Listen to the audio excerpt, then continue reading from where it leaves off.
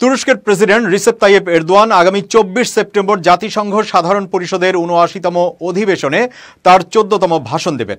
অন্যান্য বারের মতো এবারও তার ভাষণের মূল ফোকাস থাকবে গাজায় ইসরায়েলের বর্বরতার বিষয়টি।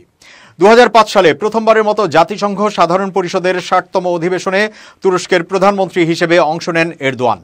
তখন থেকেই তিনি জাতিসংঘের কাঠামোগত সংস্কারের প্রয়োজনীয়তা তুলে ধরেছেন। তার মতে জাতিসংঘকে আরও কার্যকর এবং অংশগ্রহণমূলক করতে হলে নিরাপত্তা পরিষদের ৫টি স্থায়ী সদস্য দেশের ওপর নির্ভরশীলতা কমানো জরুরি।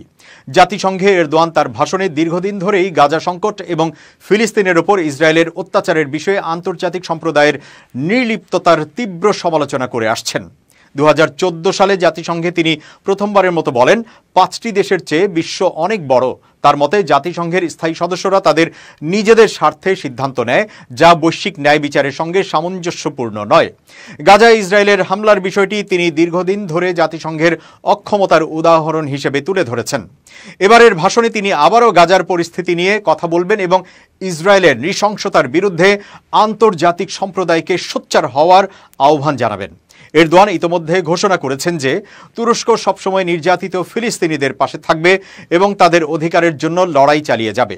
তুরস্কের রাষ্ট্রপ্রধানের এই ভাষণ আন্তর্জাতিক অঙ্গনে গুরুত্বপূর্ণ প্রভাব ফেলতে পারে, বিশেষত যখন ফিলিস্তিন প্রশ্নে জাতিসংঘের ভূমিকা নিয়ে নতুন করে আলোচনা শুরু হয়েছে।